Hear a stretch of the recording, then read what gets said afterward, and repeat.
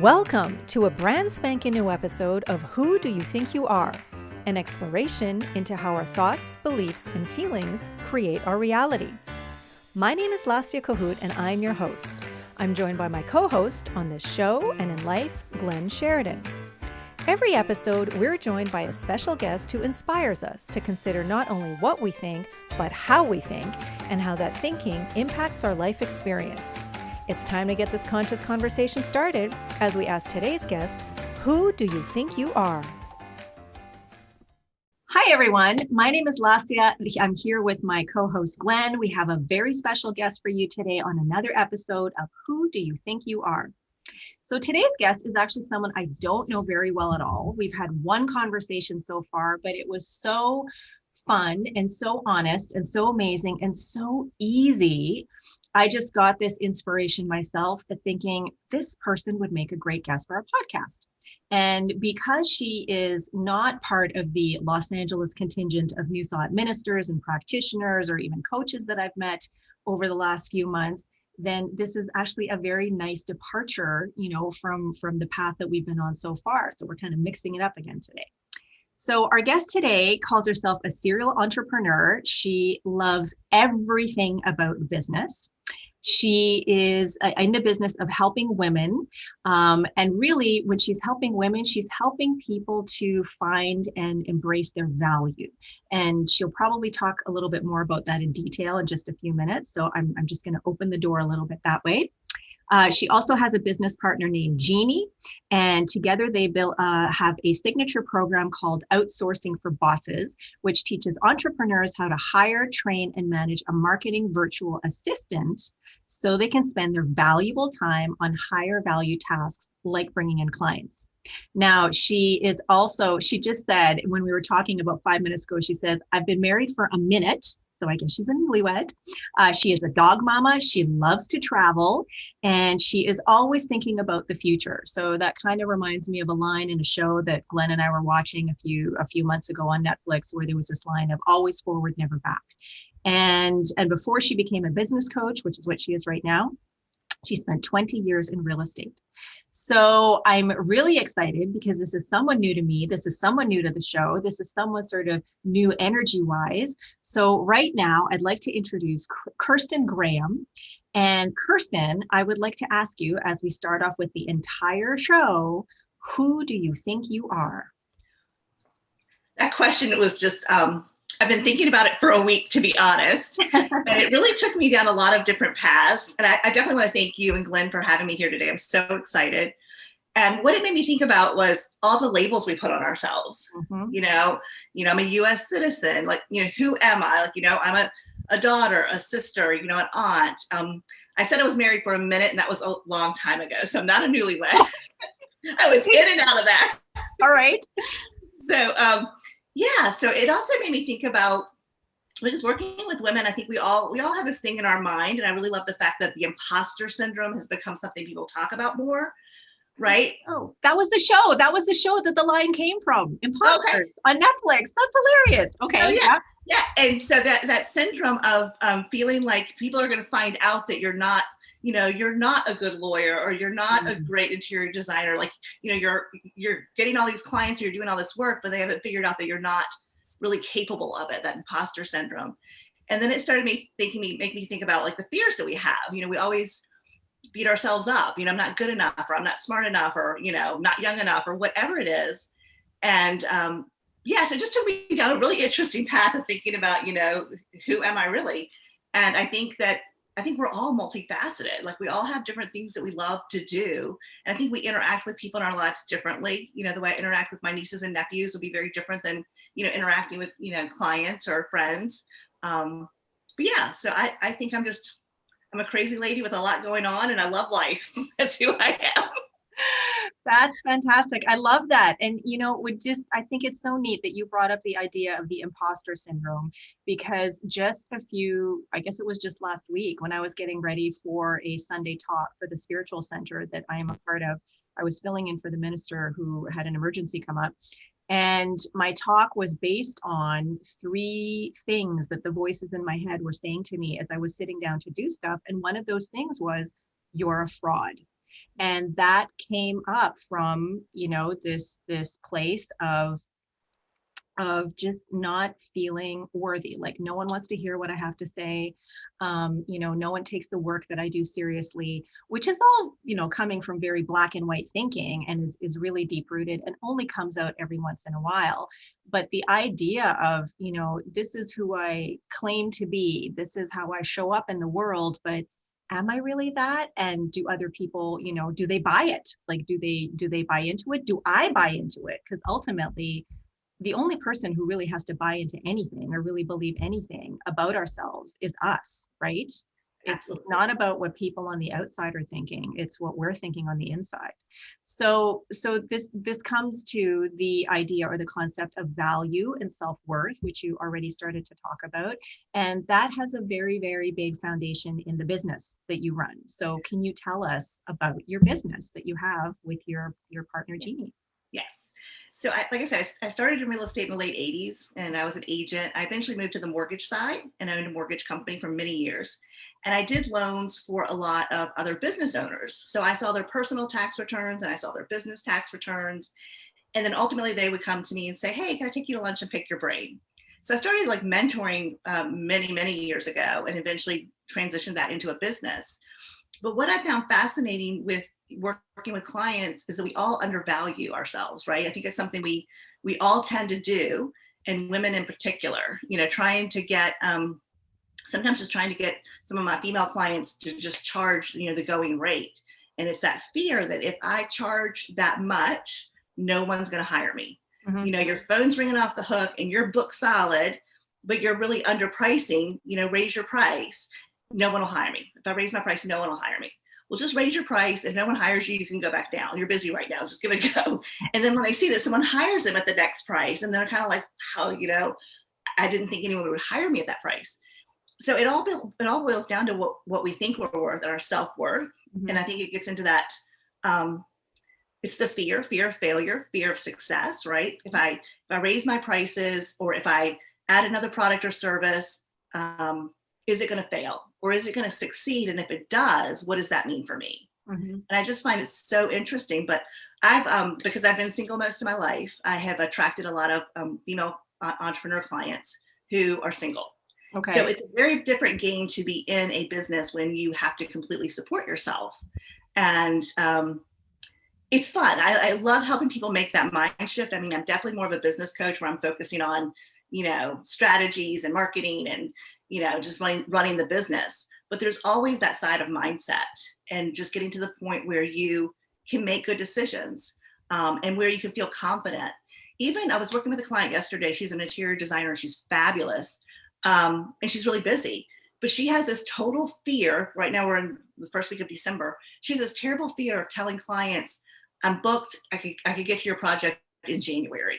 Mm-hmm. She just really, so we role played that. We role play, what would it sound like to say, I'm really excited about your project and I can come in and do the initial consultation, but I just want to be upfront with you. I'm wrapping up a few projects and I couldn't get to your project until the second week of January. Does that work for you? Mm-hmm. And it's just that whole concept of just saying it will or it won't, right? It's just like the people who don't hire you, because maybe you are too expensive. Those are just not your clients. Yeah. So if someone can't wait until January, the second week of January, they're not your clients, because you cannot work 24/7. You cannot run yourself into the ground trying to please everyone. And so I just love those conversations, and I love digging deeper to find out why they feel that way. So who are your clients? You've already said that you attract a lot of single female entrepreneurs, but where are they? Are they sort of clustered in a main area or phase of, of growth or evolution of their business? Because to me, so far, it sounds like there are clients who they already have a relatively established business, but it's about sort of up leveling. Do you work with brand spanking new people who are just like, okay, I'm just out of school, or I just got my license, or I have this great idea, but I don't know how to get myself out there. Where are you with your clients? So I love startups. A lot of business coaches do not, but I love them. So I have clients who have multi-million-dollar businesses, and then I have clients who are startups. And like when you just said getting your license, I started working about 8 months ago with, it's first of the year. gosh, the year's gone by so quickly. I'm like, oh my gosh, a couple months ago. Oh no, it was like a year ago. But with a woman who is our age, and she became a real estate agent. And it was really awesome because she was hiring a coach the minute she went into real estate, which is great because, you know, you can get started on your marketing. I like that because they don't have bad habits. Sometimes when someone's run a business for a while, it was the same thing with hiring new loan officers. I would rather hire a green loan officer and train them exactly the way I wanted them so that they plugged into our processes and they did the things the way our processors worked and things like that. So I enjoy startups in the sense that you can save them a lot of heartache.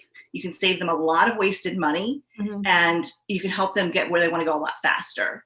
So after working with me for about 3 months, she went in and hired a marketing virtual assistant full time. Yeah. And it's crazy though. It's crazy to see that in COVID, her first year in real estate, she already closed over $1 million in real estate. Wow. And there's agents out there who've been in business for a long time. I know, right? And I mean, she's not like rolling in the dough doing $1 million in real estate, but that's still, you know, a good amount of transactions. I think it was like 6 transactions. So it just makes a big difference. I think the other thing about being an entrepreneur is very isolating, right? So then that means you're left. Yep. I call it the crazy go round.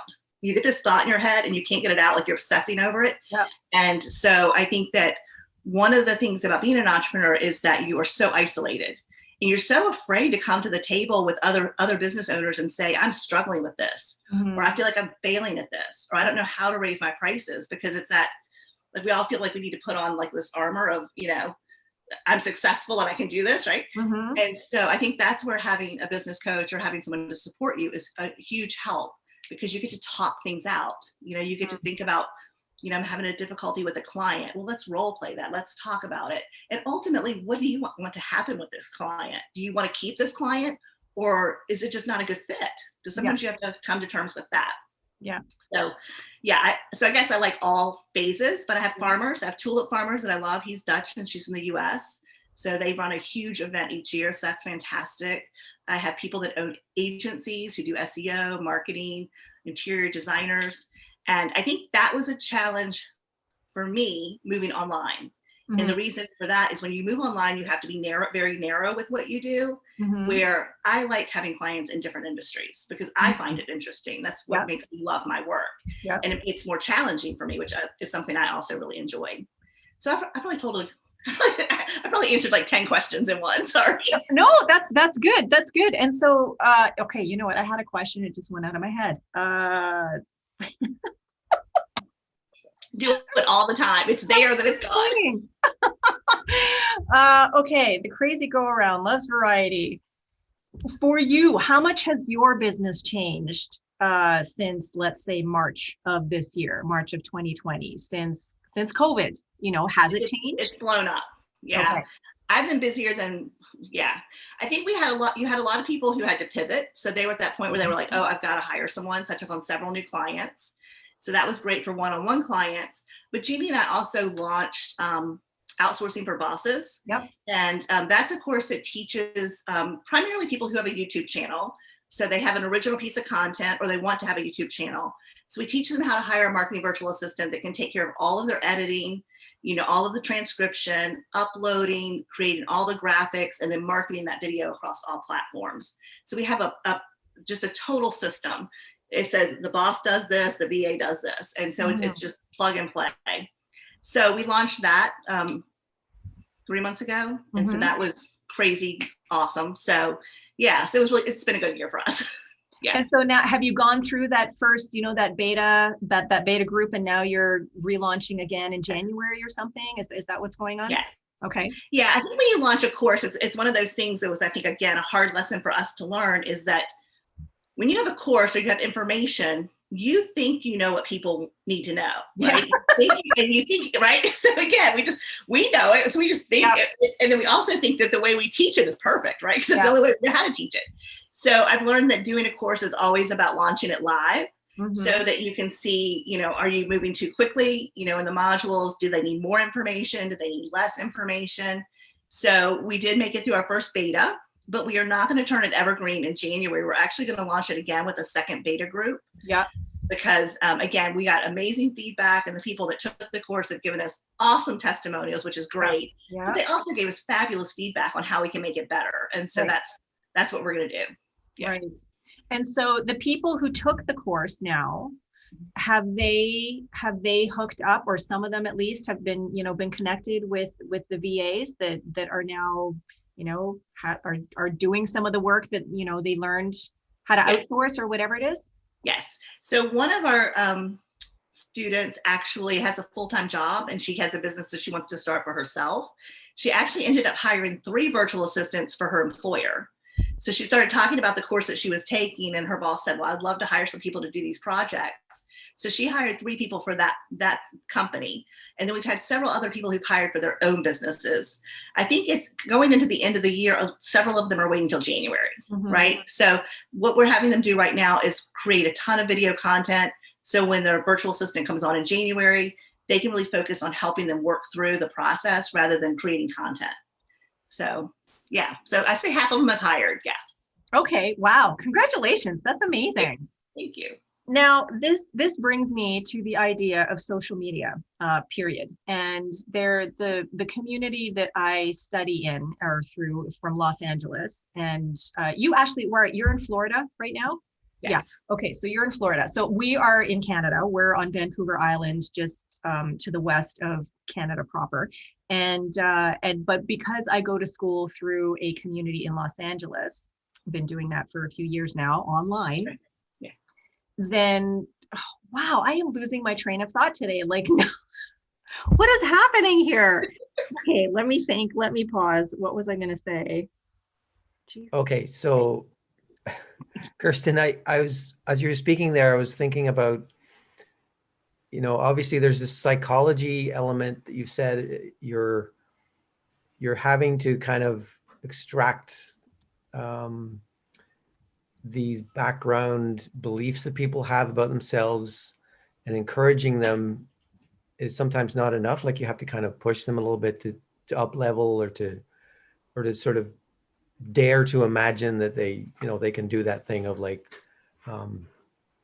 increasing their prices and that kind of thing. Now, I was wondering, is it easier for you in general to do that with sort of more established or mature clients, or people who are in this sort of second or third career?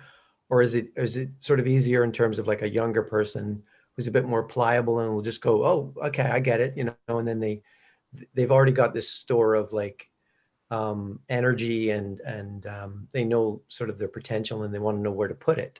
So what do you sort of notice in yourself? Like, you find it easier?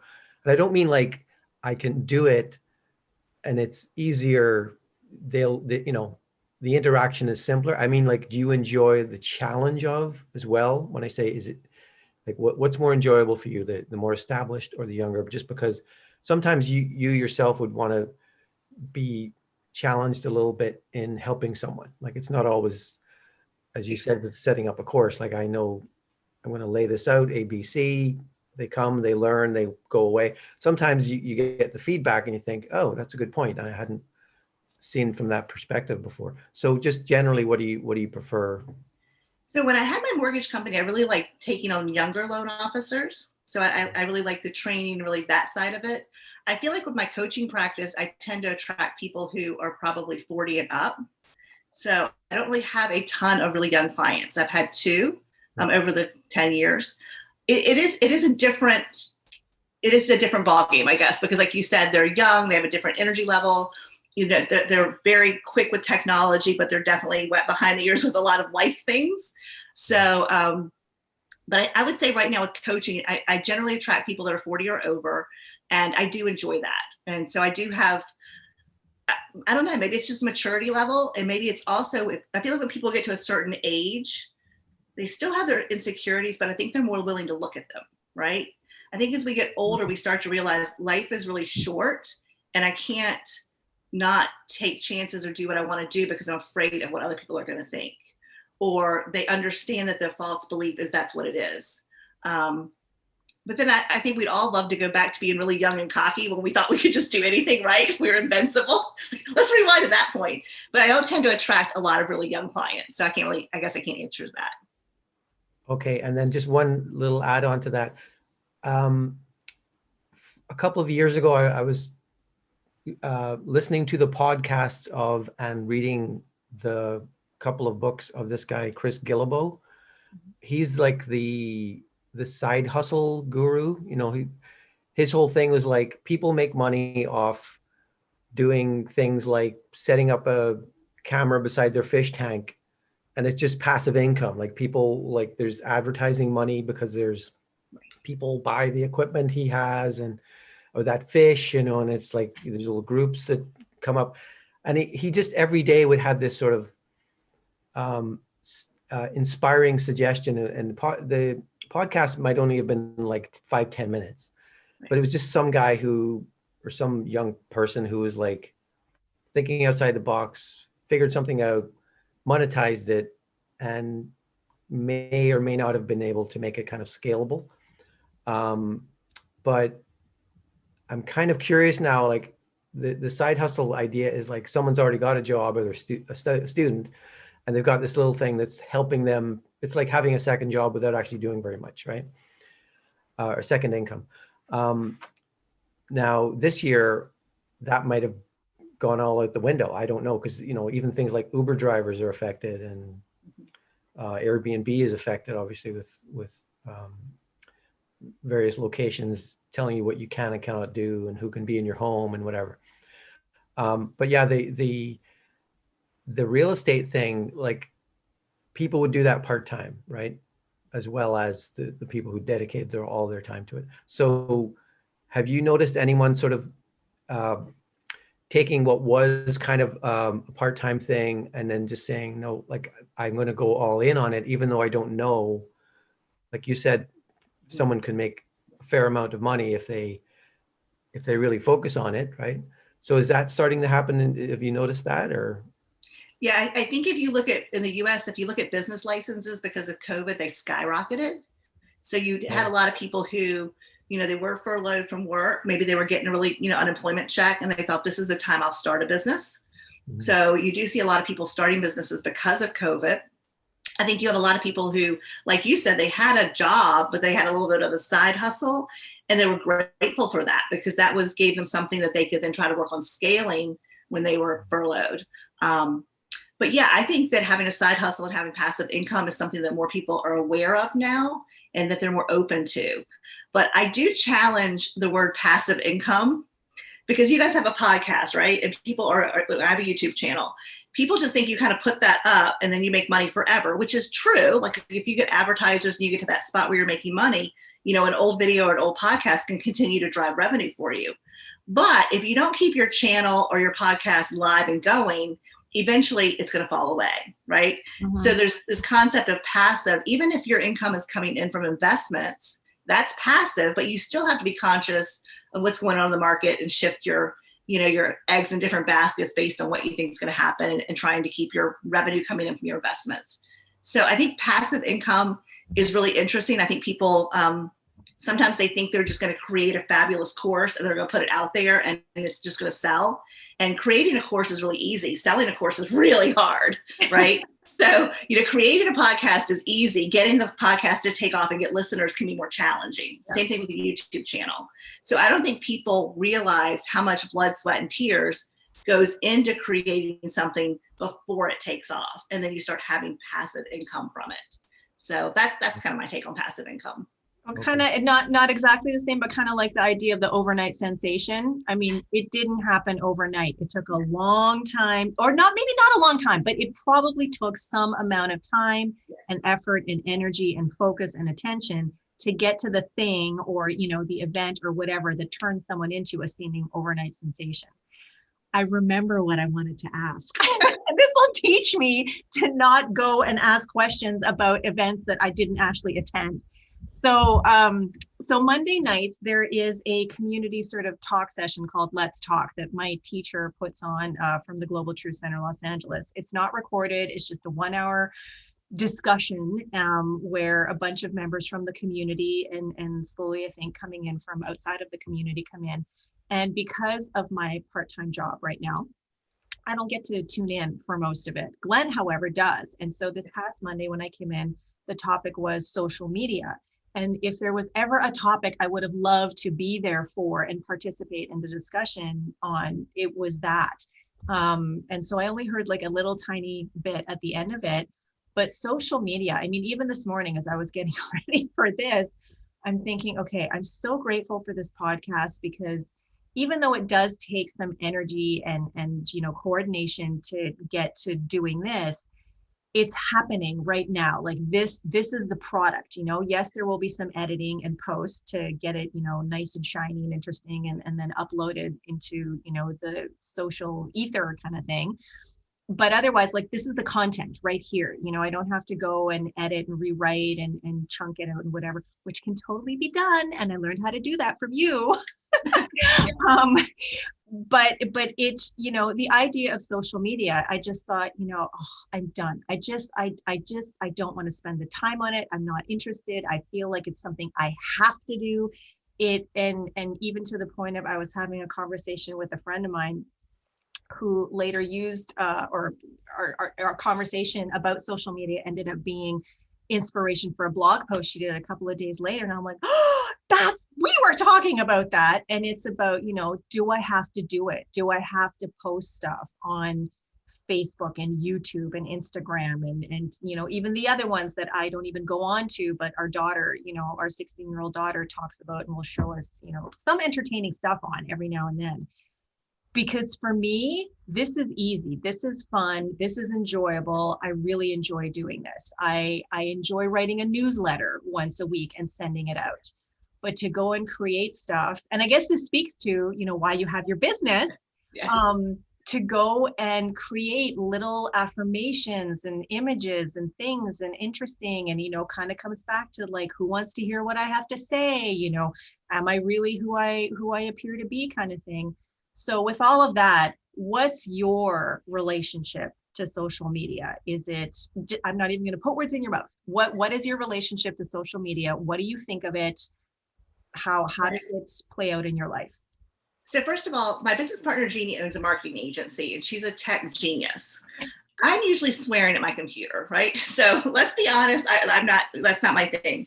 I love, in the sense of, things like Facebook. I love going on Facebook and being able to see my nieces and nephews, their photos, and just being able to be engaged with people that are not close by, because it makes you feel like you're more a part of their daily life, right? And I enjoy that. I don't post a lot, even on my personal page. It's just not my thing. I'm kind of like you. It's just not my thing. Yeah. But I do believe for businesses, especially small businesses, it's invaluable, right? So when Facebook first came about, before they had ads, it was really a place where a small business could go on and just get a ton of organic traffic. It was amazing. And I felt like that was back, that kind of leveled the playing field so much between large companies and small companies.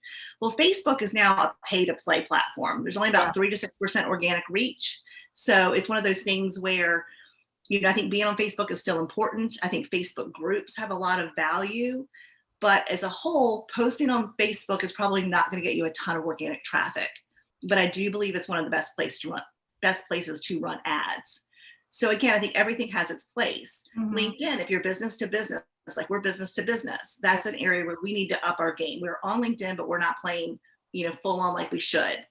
So I think you don't have to love something to do it as far as your business goes, right? Yeah. But I think understanding that you need a strategy, and then if you're not going to implement that strategy, you need to have someone else do it. Right. And that's where our whole program came in for marketing virtual assistants, was having someone who could take your podcast, create all the graphics around it, and then promote it across all social platforms for you. Having someone to do that so you don't have to do it. Mm-hmm. And so a lot of my clients, when it speaks back to again, about business owners being isolated, when I first started teaching my clients how to hire virtual assistants several years ago, I guess the thing that didn't dawn on me was how much having a virtual assistant would give them confidence, right? That blew me away. It also made them feel less isolated. So they had someone to talk about things with. So what I have found is even my clients who really dislike social media, much like you, I just don't want to, I'm not interested. They're now far more engaged in learning about why they should be on LinkedIn, because they have someone doing the task for them that they have no interest in doing. Yeah. But now as a business owner, they're excited to think about it strategically from a marketing perspective. And I think that's the part that excites me more than anything else. Because again, if you can generate leads on LinkedIn or Pinterest and you're not spending a ton of money on ads, that's great for a small business. It's the fastest way to scale. And I love it. Yeah. So yeah, that, and I mean, I don't know if I would call myself a serial entrepreneur or not, but I feel like I'm an entrepreneur at heart. And being an entrepreneur, being a business person, I know what it's like to feel like this is my baby. I need to do everything. Even if I don't, want to, there's like, in order to sort of be known and get out there and connect with that audience that I know is out there and waiting for what it is that I have for them, that I know they're just going to love. And they're, that somehow you have to do it all, and to be able to let go and trust that there's someone out there who will care about it at least enough, if not as much as you do, to do it the way that you want it done. And then to open yourself up to, and you know what, my way is not the only way. And this, allows me the opportunity to learn and to expand and grow. I mean, if there's one thing, I mean, there are lots of things, but when I had my bakery in Toronto, and that was something that I opened after 10 years of being in business on my own. And in that 10 years, there was a point where like, I'm done. I don't want to work for other people so hard all the time on weekends, celebrations, working all nighters, like we had a small child, and it just like, it was hard work, not a lot of money. But the dream, like I opened the bakery and it was amazing. And to, the one thing that I kept thinking, even though I had such amazing people working for me, was I wish I'd had a partner. I wish I'd had someone who, like a partner in the business, not just like a super amazing manager or super amazing talent in the kitchen, but a partner who cared enough about the business the way that I did, who treated it as their own kind of thing, that I could just, take a break every now and then and not have to think about every single aspect of it on my own. And even though that's not necessarily what your virtual assistants, do, to take the load off, and for people to be able to learn that load, that delegation is amazing and empowering, and can then open up, that sense of self-worth and value through having more time to actually do the stuff that you want to do versus the stuff you feel you have to do, or even not even do stuff, just to like be. That sounds amazing to me. And to me, it's something that I would love to have right now, never mind, 15, 20 years ago when I was going through everything that we were going through with the bakery. So that is like, what an amazing, amazing business, and what an amazing gift, it is that you and Jeanne have come up with. It's funny because I feel like women are less likely to delegate, which, we do have men in our, outsourcing for bosses is definitely for male clients as well as female clients. But I think with women, we're so afraid to delegate. Like, I think there's this self-worth in being able to do it all. Like, if I can't do it all, I'm not worthy. I should be able to do it all, right? I think about that thing, I can bring home the bacon fried up in a pan and never, ever let you forget you're a man. Do you remember that ad back in the day? I remember something about that. Yeah, but it just makes me think about the fact that we don't have to do it all. And one of the things that you said was it's your baby and that you don't want to give up control. Well, you're hiring a virtual assistant, so they're not going to post anything without you signing off on it, right? Yeah. But I think that's one of the things we do talk about when you're hiring that person.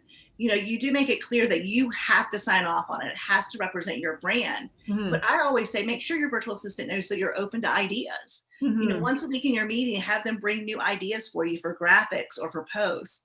And, we're always very delicate to say, oh, we love that one, but that one doesn't really feel on brand for us. Yeah. But what happens is eventually they can actually, I think our virtual assistant probably does a better job speaking in our voice than we do now, because she does so much of the marketing, right? She does so much of the social posting and creating all of that. Jeanne and I sign off on it, but I can't imagine not having her. And talk about the buy-in, because we're generally hiring people overseas. I don't know if you know, you can hire a full-time virtual assistant from the Philippines for $400 a month. Okay. And that's a good living wage for them. The cost of living is 80% there, less than it is in Canada or the US. Mm-hmm. So when you can think about that, you can have someone for $400 a month supporting you 40 hours a week, getting all of this little stuff done for you. It does build your confidence. it does make you feel great when people say, oh my gosh, I see your brand everywhere. Or, how are you getting all of your marketing done, right? Or you have new clients coming in. It makes you feel good. And then I think you share that energy with the virtual assistant. And I have found that our virtual assistants from the Philippines, they have a huge buy-in, right? Mm-hmm. They're excited to be able to do social media. Like we talked about, you and I don't care for it. I mean, our virtual assistant, Allison, loves it. When we talk about, hey, we bought this Instagram course. Would you want to watch it? She's like, yes, like Christmas. And so it's awesome because you realize that they're doing what they love. Yeah. They're really, and again, because it's trackable, that's the other thing that's awesome about social media. Are you building your following? How is your engagement, right? If your engagement's not good, change up your content. So because you can track what's going on and you can have the conversations around the data, it makes it easier for them to improve and for you to improve. Mm-hmm. And again, I think when they're trying to always, beat the numbers, did I get more subscribers this week than I did last week? How many comments did we get on our video? When they see that they're really bought into that and they're challenging themselves to do better, it does make you feel a little bit like you have a partner, right? I mean, they work for you, but you do feel like you have this person in your business who is as committed to making the marketing work as you are. Yeah. So it's amazing. Yeah, no, that's amazing. And to have that confidence and to even, I mean, I guess, I think back to the sleepless nights and all of the, just the all-nighters with any kind of wedding cakes or catering or the farmers markets, that I would be doing. And it was just, there was this fine line of, like, do I do all this myself and then not have to pay someone to do it, but at what cost? Because I'm not sleeping and I'm not spending any time taking care of myself. Or, can I do this or this or this or this or this kind of thing? And to have, an option like that you're talking about. And with so many things that can be done now in terms of repurposing content, I mean, it's mind-blowing how even, this podcast could turn into so many different things. However, it does take some time and attention and focus, in order to do that. And I know for me right now, having a part-time job, going to school and building my business all at the same time, and then there's all the other stuff that has nothing to do, like my personal life. Right. This guy that's sitting here with us today, who's not even looking at the screen right now. He's busy taking notes. He's got his nose in the book. And there's a good reason for that. And so, yeah, so, I mean, balance, it's very much about balance. And so that, okay, there's a question for you. Do you feel right now that your life is balanced in a way that, like, does it work for you? I feel like I've always had a good ability to set boundaries. So that's not an issue that I have as far as clients or things like that. But I love work. I think I told you that before, but I'm very boring because I'm one-dimensional. So I'm generally, if I'm off, I'm generally reading a business book, or I'm thinking about what my next video is going to be, or I'm watching someone's videos to think, how can I do a better job with my videos? So I do feel like I have a lot of balance. In some ways, maybe not, because most of my friends are entrepreneurs. So we spend a lot of time talking about business when we hang out. But I can say I have a very happy life, a very joyful life, and I feel very fulfilled. So my balance, life being balanced, may not be what other people would consider balance. But yeah, I don't lose sleep at night. I love getting up each day. I love what I do. Always excited to learn new things. I love talking to entrepreneurs like you, like even hearing about your bakery. We talked about that last time we spoke, and it's just so amazing because I feel like a lot of us have had multiple lives as far as careers go. Yeah. And when you're talking to someone, you realize all the cool things that they've done. And you wouldn't go back to a brick and mortar business, I don't think, would you? Well, you know what, at some point, and I mean, it's so interesting just because of the times that we're in right now, where we are, sort of more isolated, and we are sticking to, we're boxed in physically, but we're expanded globally. Excuse me. And so in my mind's eye, I do see myself having a spiritual center, like an actual place at some point.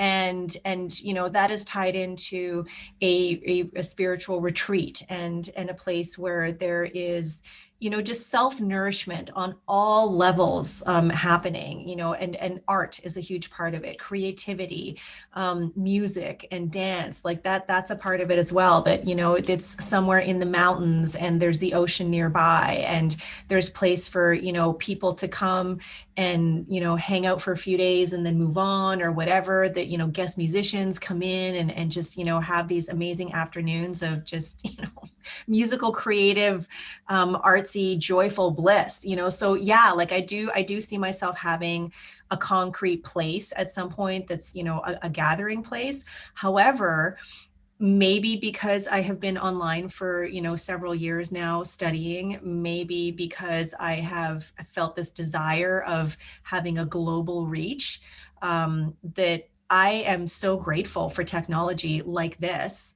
and technology period, that keeps expanding and is even, being sort of like forced to adapt and evolve and grow as circumstances evolve and change and grow.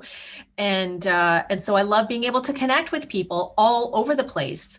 And it's, I think it's in a way, it's just as easy as it was before, but people are realizing how easy it is. And thankfully platforms are evolving to make it even easier, and realizing, maybe the limitations of what the platforms have to offer. And so they're adapting and making changes. So I think yes, in answer to your question, but that's not just it. It's not just about, here's my address of my business, here's my sign, we're open for business, during these hours kind of thing. That I really do appreciate the opportunity, even the program through which we connected, being able to connect. There's someone I connected with from Germany. And, that time change, it's a bit challenging to, find a time to actually connect when we're both awake. But being able to connect with someone from way overseas like that, know that we have common interests and be able to talk about it and support each other. And it just, like, how cool is that? So I do really like the idea of just, disbursement and interconnectivity all around the globe. That's amazing. And anyway, but back to balance, you're talking about being happy and joyful and having a happy and joyful life. To me, that's what it's all about. I mean, when you are enjoying what you do, when you love getting up in the morning, when you feel healthy, you say you're not losing sleep. I mean, how many people do I know, even myself included from time to time, who don't sleep well for whatever reasons? And now there are even more reasons to lose sleep over. But to feel good, and you keep saying that you're one-dimensional. You are so not one-dimensional. Come on, like when you listen back to this later on, you'll see.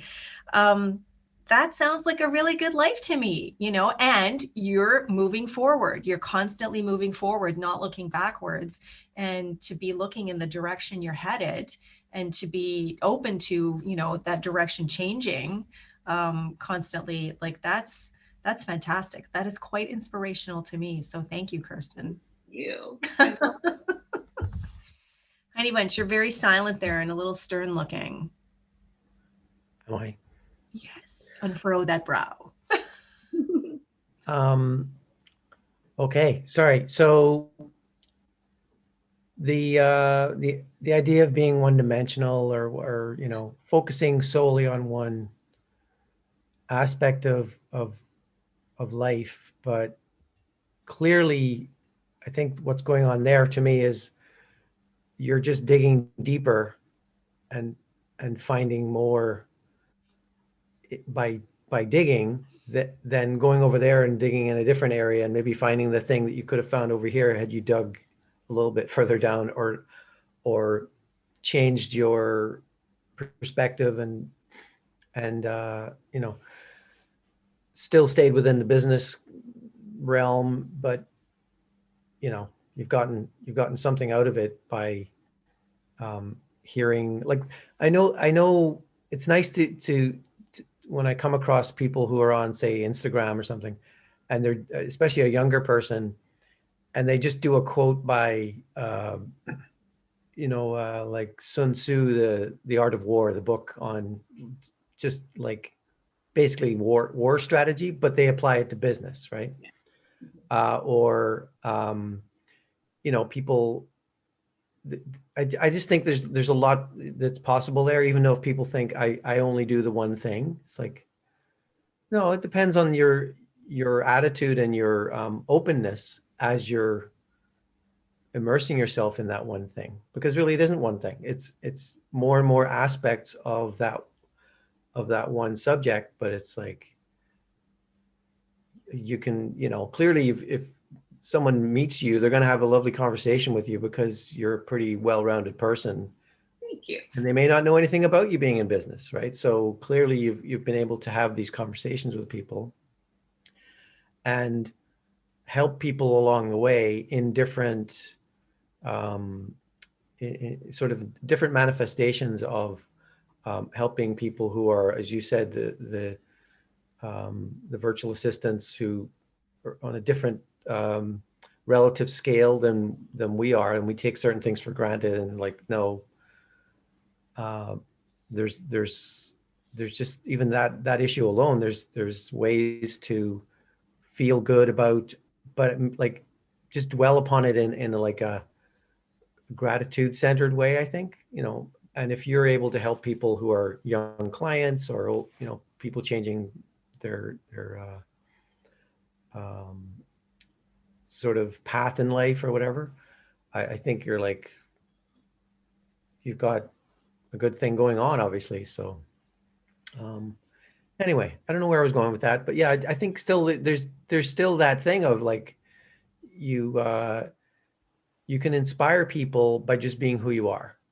And the more deeply you study a certain thing, and you're gathering things that sort of orbit around what you appreciate, or what you love, or what just piques your interest, you're going to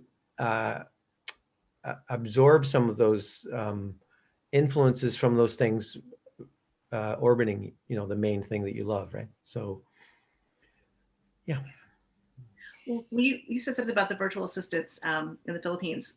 I think that's another part I didn't really focus on, was how much we love hiring them, right? Because again, the jobs that we create for them are really helpful to them, right? So they love having the job, and it's so inspiring to see them grow and to see them learn. And, we give bonuses based on our production. So that's another thing, is to be able to work with young women in another country to help them, develop their skills more, to give them, hopefully employers that are going to be positive and encouraging, and often, provide additional training for them. That makes me feel good too. So yeah, I love helping the business owner grow their business with a virtual assistant, but I also love the flip side of that. And we do talk about that in our course, like how to be a good boss, how to really have a great relationship with your virtual assistant. And, just seeing these young ladies grow, like I said, they love the social media, they love doing all of those types of things. Listen to them, enjoy what they're doing. So you have a business owner that's happy, and you have a virtual assistant that's happy. So I do love that part. Yeah. So, and is it just the Philippines, people from the Philippines that you work with, or are there other areas of the world where you have virtual assistants connected? We have one right now in Egypt. So yeah, other places, but we generally help our clients hire in the Philippines. I've just found that we just found lovely people over the past decade, from the Philippines. It's a great culture. As a whole, what they have done as a country is they spend a lot of time helping these younger students learn things about graphic design and social media marketing and SEO and copywriting, because they can support all of us in business, which gives them a great income, and they get to work from home or from an internet cafe. Yeah. So, and again, I think it's a culture. The people are lovely, they're friendly, they're kind. We just end up with the most amazing virtual assistants. We build great long-term relationships with them. I mean, ideally your virtual assistant will be with you for decades, saying they'll be with you, especially if you allow them to grow with you as the business grows. Yeah. So it's impressive. But yeah, Pakistan, India, Egypt, there's lots of different places you can hire from. We do talk about cultural differences in our course, because again, there are cultural differences, and we need to be mindful of those, and we need to respect those different cultures and how people interact differently. So we do focus on that, and we do that around the Philippines. Eventually, maybe we'll add cultural differences in other countries, but right now, everything we're teaching is around the Philippines. And here, that just, you talking about the different countries, it reminded me that not only have I connected with someone from Germany, but I connected with someone from India. And there was a team that I was working with in India who actually did some amazing work for me a couple of months ago when I was working on launching a course, which is how you and I ended up connecting when I posted about that experience. And that, I mean, the time difference was a big deal because it was essentially half a day. And so to try and connect, for a time, and it just, that was probably the biggest challenge for me. And because I know I wasn't their only client and there were other things that they had on the go, and then throw in, maybe like here we had a storm that left us without power for half a day. They had electrical outages, in India for 48 hours, rolling blackouts or something. So there was, that tied into an already challenging situation of trying to just find a window of opportunity to communicate. Does something like, I guess, what would the challenges be that have come up, so far, aside from maybe sort of, time zones being different? Are there challenges that have come up that you have been able to work around, or, they're not challenges anymore? Yeah. Well, the Philippines, they have a lot of tsunamis, so they do often lose internet. But because we have a system where your virtual assistant is helping you have your market completed a month in advance. So right now, January is being completed. We'll start working on February and probably another week. So by teaching business owners to create your original content, create your videos in advance, have that go to your virtual assistant, so you're always marketing ahead of time. You were working against a crunch and a deadline, if I remember correctly. Yeah. You had a timeline. So that is one of the things we try to focus on, is being proactive and getting things done well in advance. Right. Also, again, I think there's a difference when you're hiring younger virtual assistants, they're up late. So they don't know the difference, right, between Eastern Standard Time and the Philippines.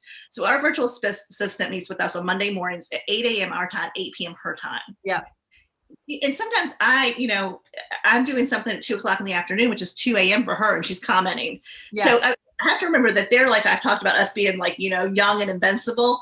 They don't need sleep, But it's all just about communication, right? So sometimes virtual assistants will want to work on our schedule. I always encourage them to work on their schedule because, I think sleeping at night's a better thing than sleeping during the day. Yeah. But I think it's just a matter of communication and then being proactive so things don't have to be done right away. But again, when you have a great relationship with your virtual assistant, if you have an opportunity, to place an ad or to do something that has a really short deadline, we've never had clients that have had trouble making that happen. So. Wow. Just so exciting. I just want to keep learning more and more and more. I think it's amazing that you outsourced overseas, because I think so many people are afraid of that. Yeah. It went well for you. Like you said, there were some challenges, but at the end of the day, the work got done, and you have to do it. Definitely. And the only thing that has yet to happen is I have yet to actually have a face-to-face meeting with the person that I met, which I'm really looking forward to, because there were just so many emails that went back and forth, and a few other platforms, through which we communicated to try and make it a little easier than email. But I'm just like, who is this guy, that I've been talking to, like over the past 72 hours, so many emails and whatever. And I've only seen a picture of him and he's only seen a picture of me. And so I look forward to the day where we're actually having a conversation, and that'll be neat. Okay, let's take a total detour. And actually that wasn't even meant as a pun, but kind of. Travel. You love to travel. Talk about maybe like, a few of your favorite journeys or adventures, or, somewhere that you really, really love to travel. Especially because I'm thinking right now you're probably not doing a lot of traveling. Yeah, none of us are traveling. All right. Yeah, I love traveling. I mean, I live in Florida, so I used to love traveling, to St. Lucia, going to the, tropicals, but now I kind of live in a tropical place. Yeah. And so I would much rather, travel to Europe. I love Italy. I love France. Love Switzerland. Yeah. So I have a goal to make it to 60 countries, and I think I'm at 20. So I got a ways to go. Yeah. So and out of, I guess, the Western European countries that you've been to, is there anyone specifically that, really calls on your heart that you'd go back there, or, are you just like been there, done that, moving forward? I tend to be more the moving forward person. You figured me out. But no, I've been to Italy a couple of times, been to France a couple of times. I love new cultures. I mean, I think one of the things I'm looking forward to doing is spending more time in a place. I always try to go to a country for at least 2 weeks because I feel like, I don't want to do like a 2-day tour of every country. I'd rather spend some time there. Yeah. But I guess one of my ultimate goals is get to the point where I could spend a month somewhere, go and really spend a month, live in a residential area opposed to a touristy area and just get to know the place.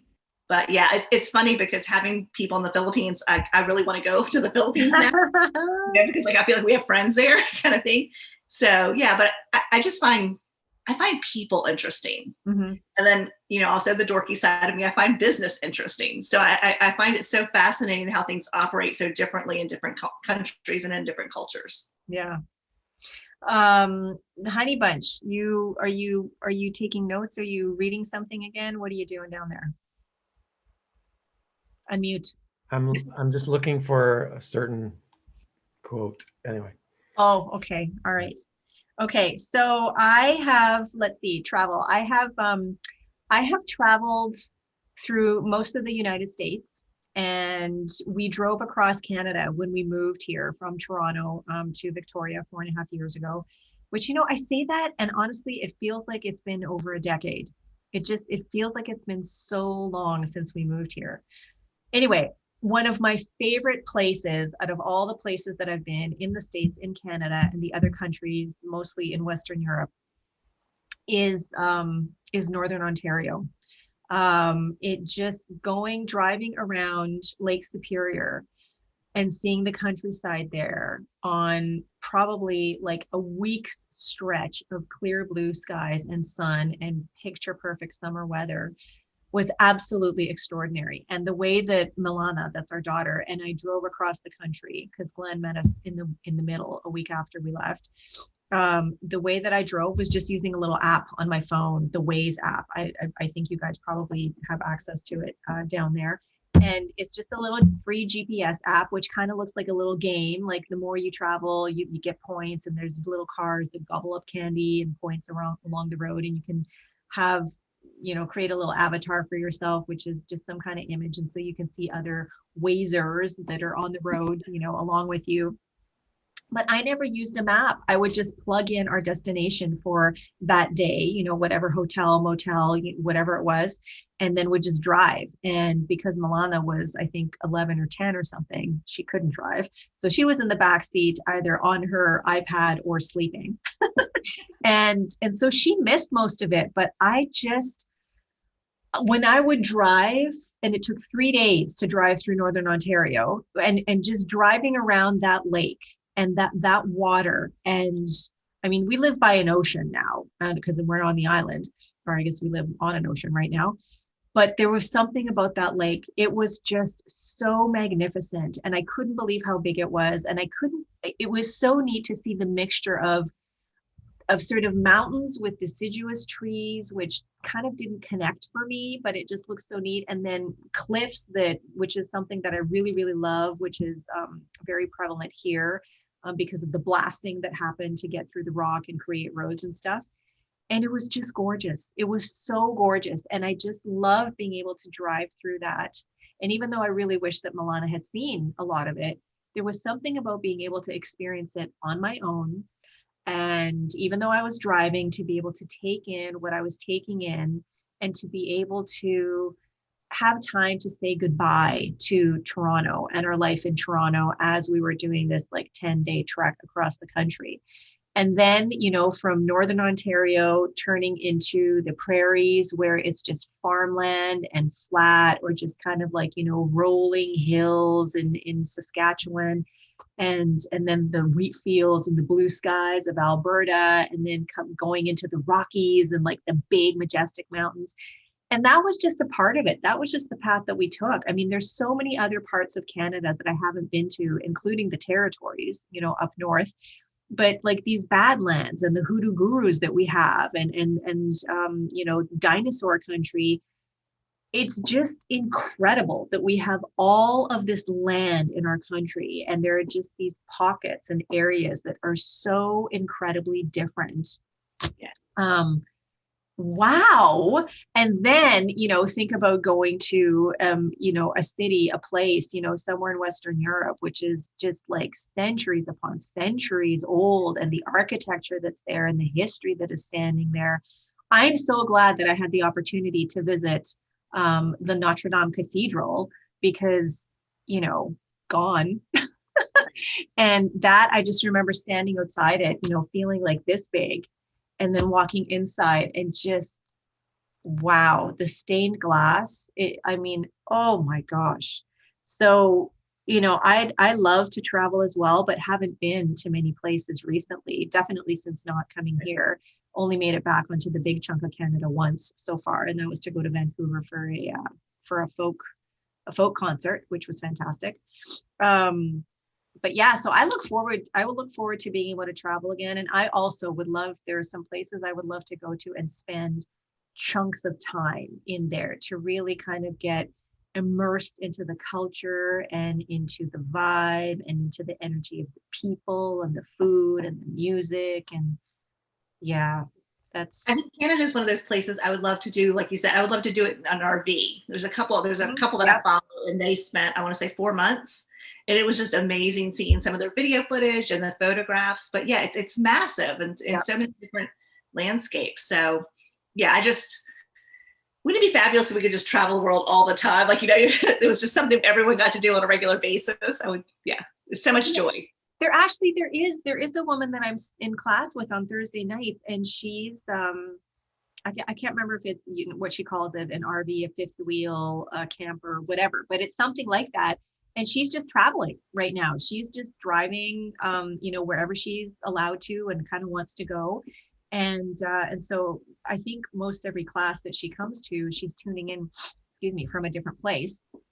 And then there's a couple who she graduated as a minister with my teacher, like the last group, and they were in Hawaii and they were moving to LA, but they decided that because things started to close down and whatever, that what they would do is that because they didn't have a place to actually land in LA, I mean, they had lots of friends that they could visit and stay with and stuff, but they didn't have their own home, that they would just road trip for the summer. And so they've been posting almost every day on Facebook where they are, with lots of pictures and a beautiful write-up. She's such a good writer. And they've been doing it for months. And then just a few days ago, they actually landed in Florida and have decided not to go to LA and land in LA, but to land in Florida. And they bought a home, and they're like, it's just been so super cool, all these little interesting places that they've been at and gone to, and being able to, I guess, vicariously, experience through them and their posts, and find out a bit more about what the States has to offer. Because I mean, one of the things I would love to do, even though my family did go when I was, I think, 1.5, don't remember that, is go to the Grand Canyon. And I know there are lots of different ways to experience that, but I mean, to actually go there and be there and, either like be in it, camping, exploring, hiking, stand above, whatever, just to be there at that land. It goes back to the speck of dust. I just remember watching the sunrise and standing up. It's amazing. Like there's so many beautiful things, and it does make you think about, it goes back to who do we think we are kind of thing. When you're standing in front of something that's so vast and so beautiful, and I think in so many ways hard for us to process. I mean, we know we know what it is, but just the beauty of it and the magnificent landscape. I loved it. I love the Grand Canyons. I have not done the river. So I would love to do that. Yeah. But yeah. Wow. Okay, Honey Munch, you are from Western Europe. What and you've done, a little bit of traveling over there. What are some of the places you love? No, I haven't done much traveling at all. But a little. You've done some. You've talked about some of your trips. Well, see, like, I think that the thing is, coming to the United States and coming to Canada, the immediate thing is the vastness of it. Even an average road here is much, much bigger than in Europe, because, just a room issue, right? And so there's a kind of like allowing yourself to breathe more in those environments. Whereas when you go somewhere in a lot of parts of Europe, it's just like tiny roads, tiny cars, everyone's pushing for room, like going through apparently one of those, if you've been to Italy, you'd know, like those traffic experiences where you're just like honk, honk, honk. And every car seems to be scraped because everyone's parked so tightly that when they pull out, it's like, you're going to scratch their fender or yours, whatever. But like here, and Victoria is a pretty smallish, in terms of like the way it's laid out. It is small. It's more like a European city, I think. But when you're out on the roads and you're in the mountains here, it's just like, you're more connected to the openness of it. I think that's the way I can experience, like, whether it's the ocean or the fact that there's forest nearby. It's just so open in a different way than when we drove through like Saskatchewan or the prairies, where it's just like, the old joke is like, your dog, you can see your dog run away for 3 days kind of thing. It's just, but no, I mean, I love the fact that there's so much, like we have palm trees, and on the other side of the road, evergreen trees, right? So it's just a funny image to see snow when it does come here on top of the palm trees, and then on the other side of the road, snow on the, the Nordic side across the street. But yeah, it's like, I think in terms of travel, I prefer to think of it in terms of, I want to do this one day. Like, I'm more like, I want to be open to visiting. Like, one thing that struck me recently was like, I would love to be in the experience of volcanoes in Iceland and volcanoes in Hawaii. I want to do both of those in a short period of time, preferably, right? So I'm just going to imagine that that's what's going to happen, that there's, the air traffic thing will lighten up, people will be free to travel and to have those experiences, because Iceland is a lot more like, the typical European community, tighter community based, like they have even their like telephone book, it goes by first name kind of thing. These little quirks that they have where it's like, that's amazing. And of course they have the oldest parliament in I think in the world, actually, in Europe. And their storytelling origins are just amazing, because they come from the Scandinavian Nordic traditions. There's a lot of pagan elements still there, and just being around people in that setting. But then I would like the contrast of like the openness of the Hawaiian Islands, just, last year you've been, but just to experience the fact that this is the same earth. This is energy coming out of the same, being that is the earth, but in such vastly different ways, but they're both beautiful, right? They're both like, I would imagine, awe-inspiring, and they take your breath away, and they may take your nose away if you're out on the island there in near Reykjavik. But anyway, so yeah, but yeah, I did enjoy traveling across Canada, because it was just like, once again, a reminder of like, holy smokes, this is a big place. And so different. Like, even like Lass's mom's in Alberta, and even Alberta is like, it's got the prairies and the oil fields and whatever in the north, and Calgary in the south. But then it's got this element, because it's beside British Columbia, with the forest, like Lake Louise, Banff and Jasper. They're just beautiful. Like, they're lovely communities, and they're just sort of nestled in that part of the earth that's a forest. It's a wonderful experience to go through. But I you still can't come up right now. Sorry, you'll have to later. I still remember Glenn's face when he drove into and through the Rockies for the first time. That was decades ago. And he was sitting, I was in the back seat. We were in my mom's car, and we were driving into the mountains to hang out there for a few days. And he was he was filming on a camcorder, and it was like, it just a mouth agape, and just, this side and then that side and then this side and then that side. Because when you are driving into the Rockies from Calgary, then you are on the road and you see them in the distance, and they get bigger and bigger and bigger. And then it's almost like, you're at the gate of the mountains, like you go in, and then before you know it, you look back and you're swallowed up by them and you're in.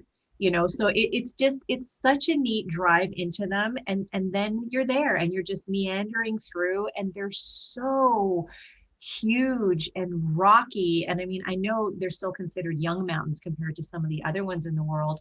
And right now it's just incredible how little snow there is on there. I mean, when I was little or younger, whatever, even when we drove through, when we were in our 20s, or me in my 20s, you in your 30, I can't remember, then they still had a lot of snow on them.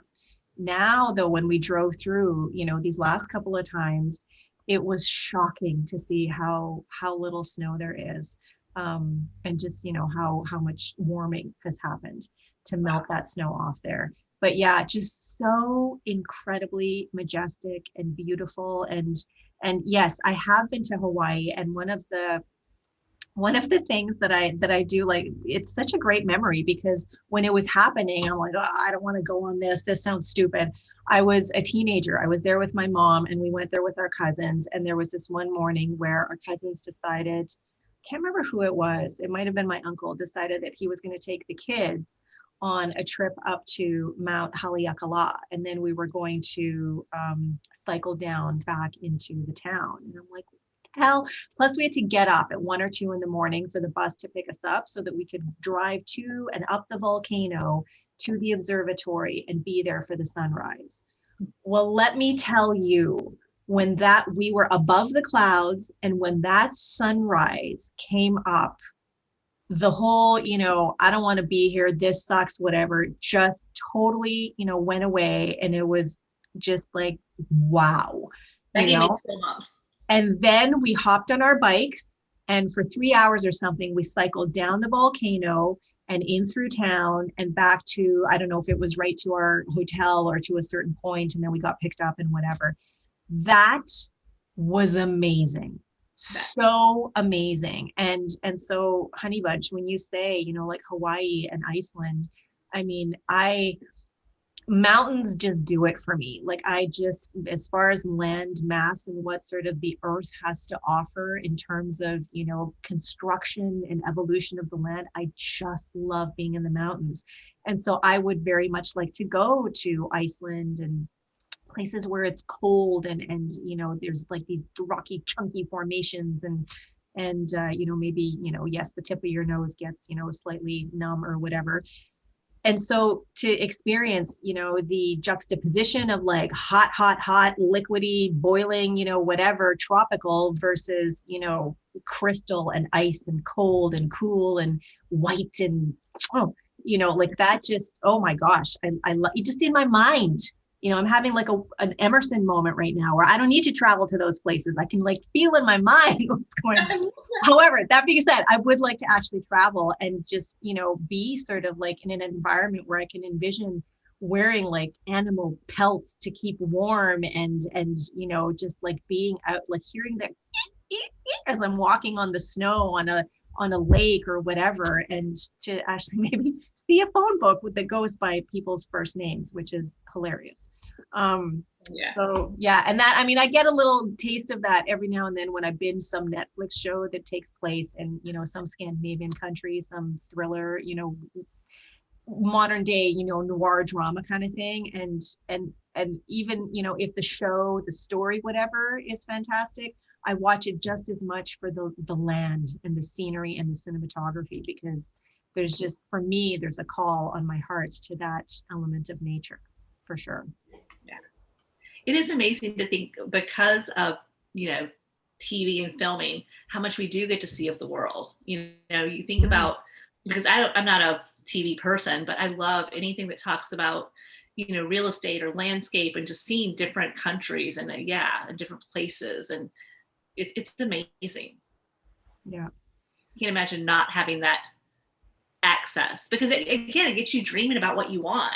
Yep. and then thinking about being there. And then I think when you're there, yes, you have the land, but it's the people, connecting with the people who've lived there for, their whole lives, or, their family's been there for hundreds of generations, and just learning what their lives are like in that landscape.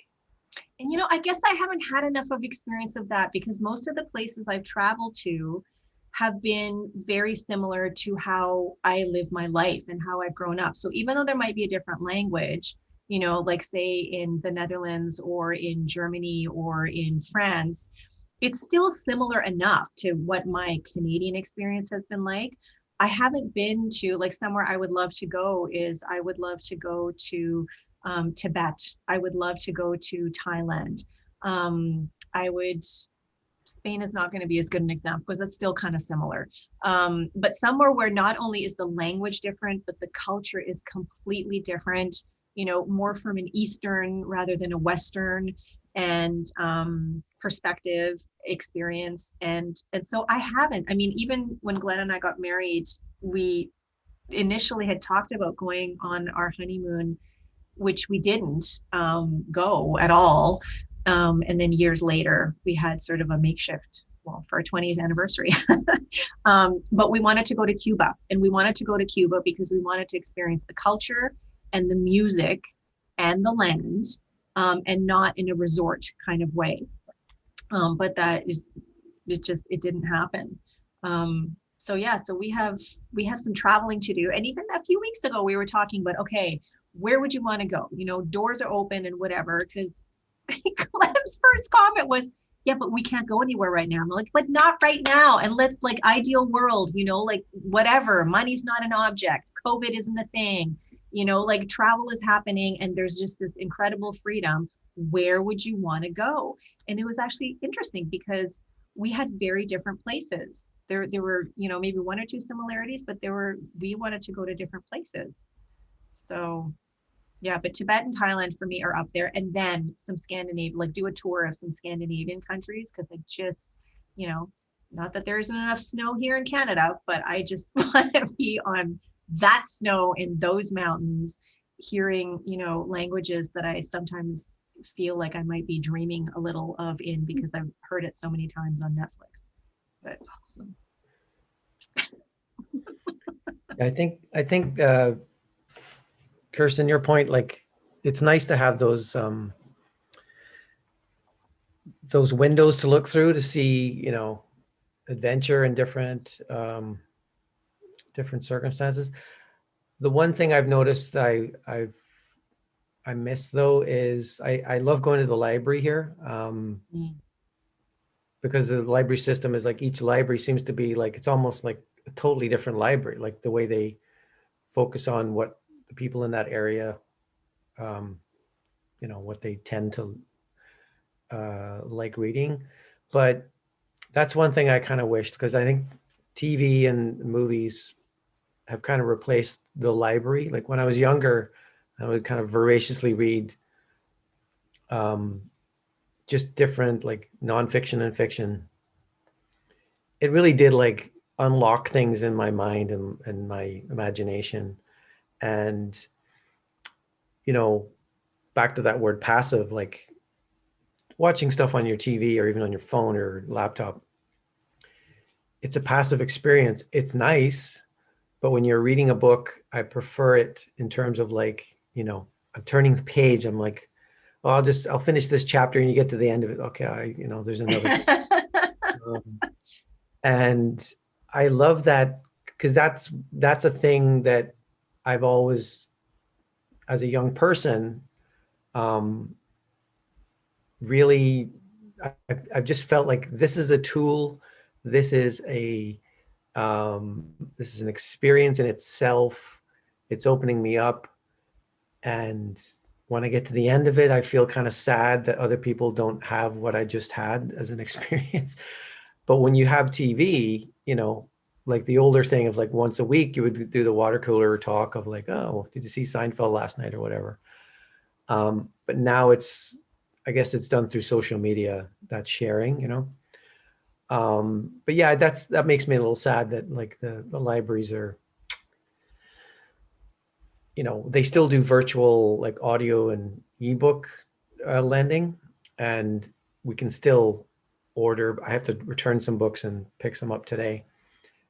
But it's not like going into the library and just having those choices and those experiences and like, oh, what's this person? I never knew they had a book on that, right?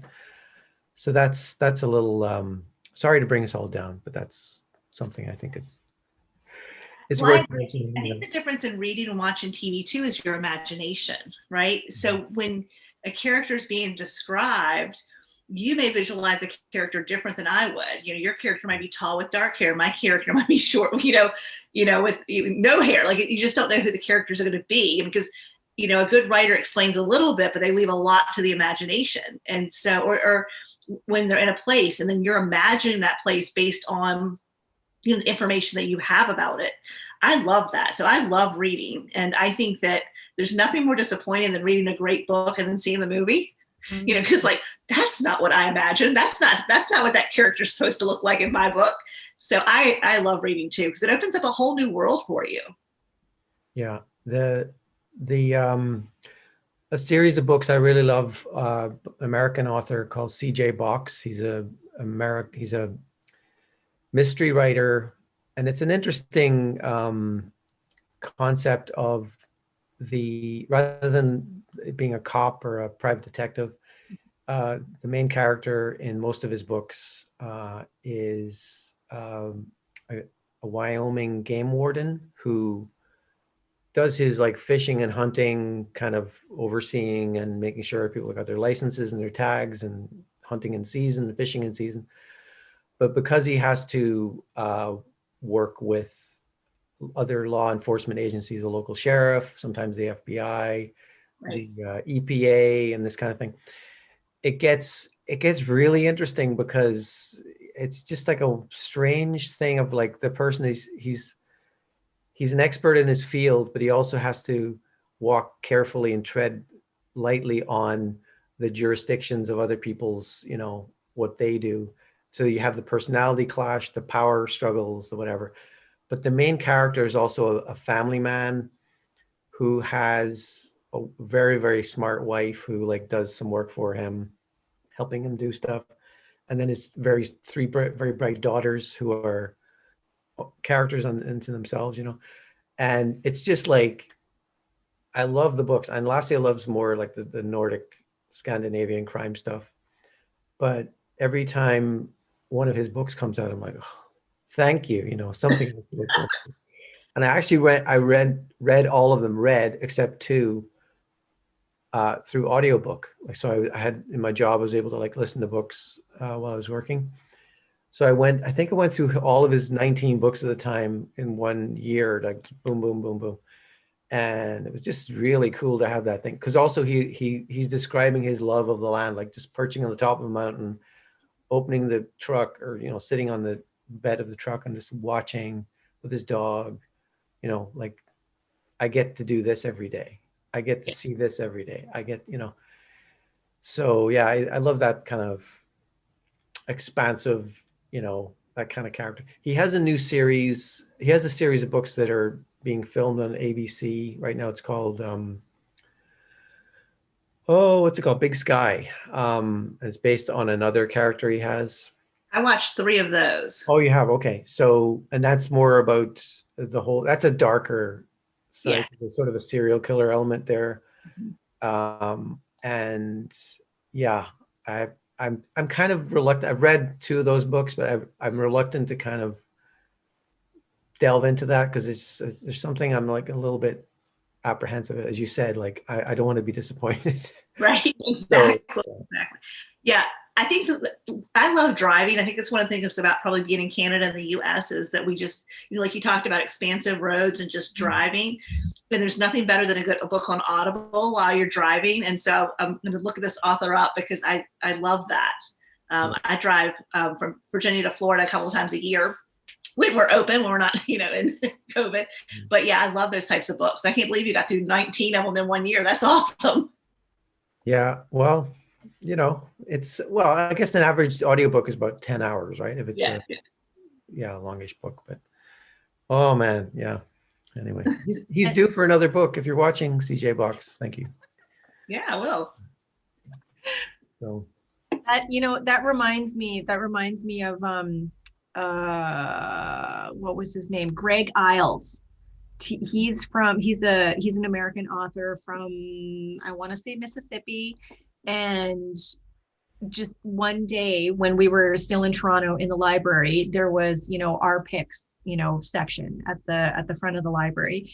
And there was a book. I can't remember which one it was because it wasn't the Bone Tree, but there was a trilogy that he wrote where the Bone Tree was one of the three books. And so the second book is the one that I read first. And this book was, I don't know, somewhere between 600 and 800 pages long. It was one of those, I could not put it down. And talk about, like, okay, I'll just spend, how many pages? Okay, I'll just finish this chapter. And there's like, how long is this one? And it was, it was a tome. It was so rich with, and the story and the characters and everything that was going on. And Honey Bunch, I think you read that one, but didn't necessarily, or no, you read one and listened to the first one or something. I think Natchez Burning was the one I read. But. Okay, so I read the second one, couldn't wait to get into the first one because I wanted the backstory. And the neat thing was you could read each one on its own if you like. They could stand alone, but if you got, read all three, there was so much going on in there. And it was just so interesting how he had these incredibly amazing characters that you really could just visualize. And just the relationships that they had, the intergenerational stuff that was going on, how he could pull in the assassination of JFK and say like the Ku Klux Klan, and how he wove all of these actual things into this fictional story with this incredible imagery, with this central character who was a recurring character in a bunch of other books. So because I loved these books so much and just every single one of them, and when I put down that third one, I'm like, oh, I can't believe it's over.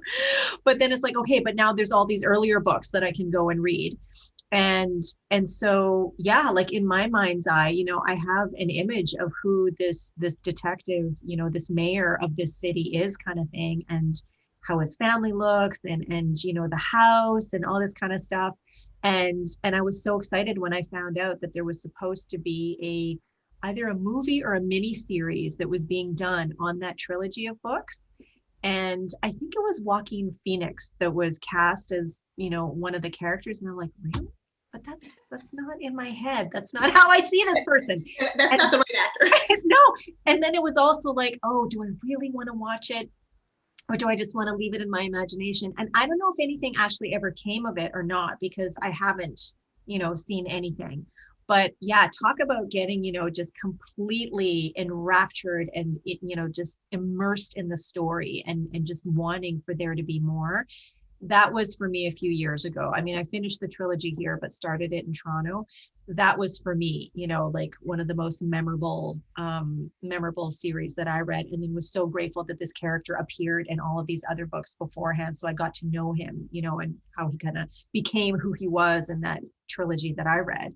And then there's the Scandinavian one, which I think there are 3 books that haven't even been translated from Swedish into English yet. So I'm like, when is someone going to translate them? Because there's like a pivotal thing that's happened, at the end of the 5th one that I've already finished. And again, it's just, it's like a central character and group of characters from book to book to book. And the guy, oh, I'm totally forgetting the author and the name of the character. It's not Wallander. Anyway, but he's so dislikable yet sympathetic as a character. Yes. Like you're rooting for him, even though he's really like he's a jerk. He's an asshole, and just like lives his life as such a jerk store and is so mean to people. Yet you do sympathize with him and what's going on in his life, and you end up rooting for him. And then of course he's this like brainiac when it comes to solving, whatever mystery is at hand, kind of thing. So yeah, books, reading, fantastic. Oh, and since you're talking about audiobooks, have you ever read the book The Alchemist? I have not. Okay, so there is a recording. There's an audible recording of it with Jeremy Irons narrating. And Okay. that is an audiobook. I think that's the audiobook I've listened to the most, because I don't know how long it is, as far as narration goes, but listening to Jeremy Irons narrate that amazing story, Okay. and all the characters, he doesn't really change up his voices too much, but just enough from character to character. But it is just, to me, like the perfectly told story.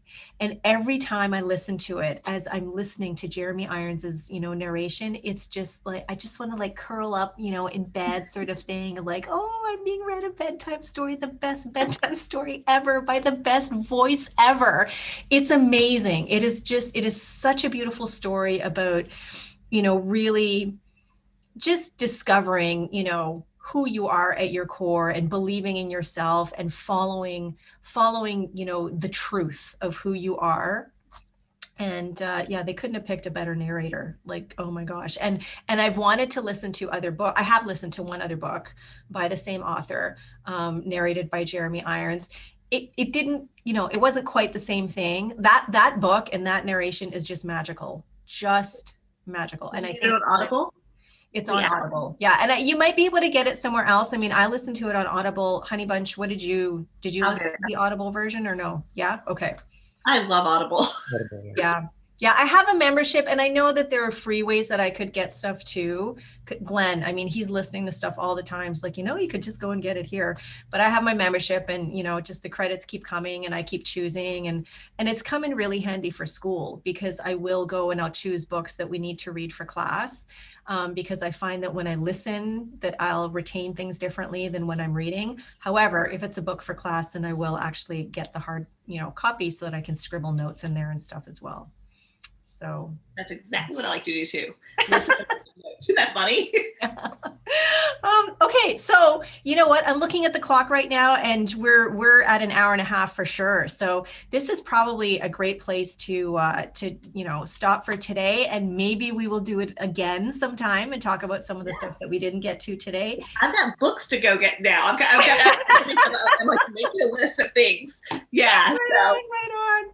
Oh, Kirsten, thank you so much. This has been such a delight. It has been so wonderful to get to know you a little bit more, to hear about your business, to feel the passion and the joy that you have for, what it is that you do and how you show up in life. And Honey Bunch, thank you so much for all of your questions and your thoughts and everything that you've added to the conversation.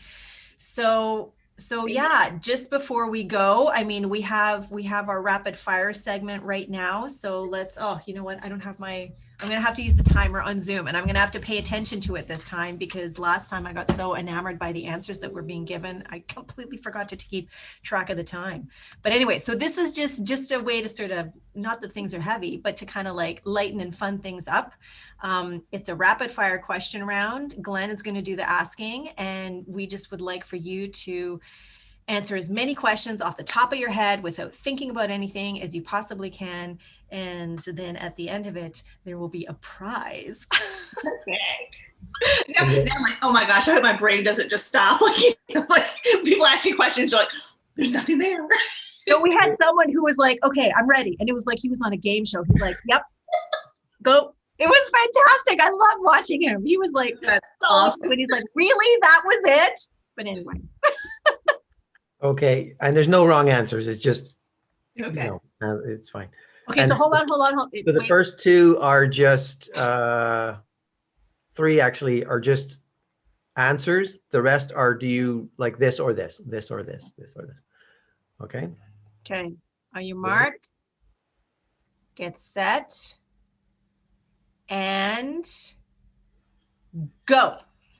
Do you sing in the shower? No. How many tattoos do you have? 0. Your favorite city to visit? Oh my gosh. There's so many. New York. Which do you prefer, swimming or skiing? Swimming. Sweet or savory? Both. Books or movies? Books. Waterfalls or water slides? Waterfalls. Showers or baths? Both. Action or adventure? Adventure. Salty or sweet? Both. Walking on a beach or walking in a forest? Walking on a beach. Okay. Dogs or cats? Dogs. Appetizer or dessert? Both. Goes with that sweet and savory thing. I have to have them together. Ding, ding, ding, ding, ding, ding, ding. Oh. All right. And that's a wrap. All right, Glenn, why don't you tell Kirsten what she's won? What you have won Those are adorable. Oh my gosh, you're so cute. from the book, Healing Words Okay. for the Body, Mind, and Spirit, 100 Ways to Inspire and Affirm. I'm actually going to cheat here and give you two on the theory of, on the subject of risk, which is part of business. Anais Nin says, and the day came when the risk to remain tight in a bud was more painful than the risk it took to blossom. Really like that one. I love that. And from the Roman writer Seneca, it is not because things are difficult that we do not dare. It is because we do not dare that they are difficult. I agree with that too. That's amazing. Yeah. There you go. So true. Thank you. Those are fantastic. You could tattoo those and then you would have two tattoos. I'll think about it. Or not. Or not. That's risky business right there. Permanent. Okay, so thank you again for being on our show. Kirsten, if someone wanted to get in touch with you or to find out more about you, where would they go? They can go to our website or to our YouTube channel. They're both Six Figure Business Coaching. So sixfigurebusinesscoaching.com or our YouTube channel, which is also Six Figure Business Coaching. Six Figure Business Coaching. And is six the word six or the word six? Yes. Okay. That's a good name. Wow. Thank you. All right. What a joy. What a delight. Thank you. Thank you. It has been so much fun. So thank you everyone who tuned in. Thank you everyone who has been watching, who has been listening. We are so delighted, so grateful that you tuned in for another episode of Who Do You Think You Are? Thank you, Kirsten. Thank you, Glenn. Thank you, me. And we will be back again soon for another episode of Who Do You Think You Are? Thanks so much. Bye for now. This has been an episode of Who Do You Think You Are? An exploration into how our thoughts, beliefs, and feelings create our reality. My name is Lassia Cahoot, and I have been your host. My co-host has been Glenn Sheridan. We'd like to thank the following for helping make this podcast a reality. Today's special guest, Kirsten Graham. Music, Vasco Lorenco, copyright 123rf.com. Background illustration, sakkmesterke, copyright 123rf.com.